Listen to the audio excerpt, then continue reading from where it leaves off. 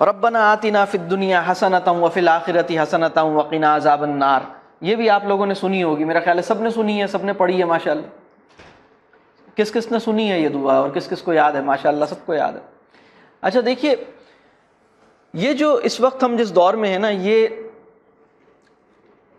سرمایہ کا دور ہے، کیپٹل کا دور ہے۔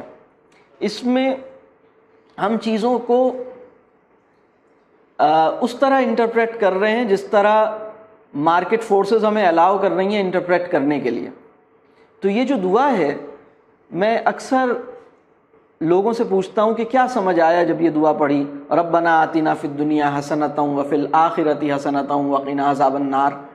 تو جب میں نوجوانوں سے بات کرتا ہوں تو جس طرح کی بات مجھے سمجھ آتی ہے ان کی باتوں سے، وہ کچھ اس طرح کی ہوتی ہے کہ ہمیں دنیا میں بہت سا مال مل جائے اور آخرت میں بھی ہمیں کامیابی مل جائے۔ کچھ اس طرح کا انڈرسٹینڈنگ لوگوں کی بنتی جا رہی ہے۔ دنیا کی حسنہ سے کیا مراد ہے؟ دنیا کی